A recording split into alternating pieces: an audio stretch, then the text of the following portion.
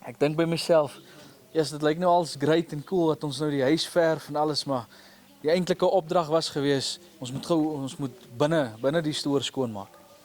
Nou dink ek, Jesus vra vir my en jou, luister hierso, gaan uit en gaan wen siele, gaan maak disippels. Nou gaan ek en jy en ons voed die hongermense, ons begin wat noem 'n mens hierdie huise, hierdie 'n voedingsskema, wat ook al jy dit wil noem. Ons doen alles wat great is. Ons doen alles wat goed is. Maar ons wen nie siele nie. Ons kom nie op die punt om daai persoon te vertel van Jesus Christus nie. Jy weet jou roeping is om 'n evangelis te wees vir God.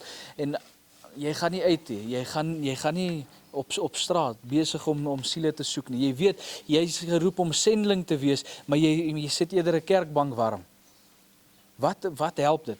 God vra, luister hierso, maak die huis skoon.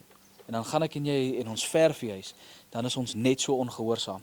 Die Here praat al lank met jou.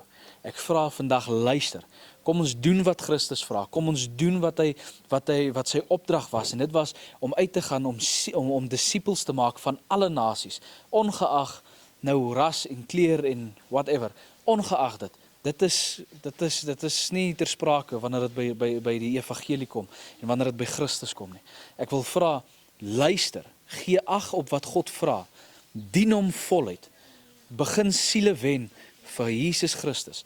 En kom ek en jy maak seker, ons maak ons eie kamers in ons harte, ons maak ons kamers skoon, voordat ons die huise verf, in Jesus naam.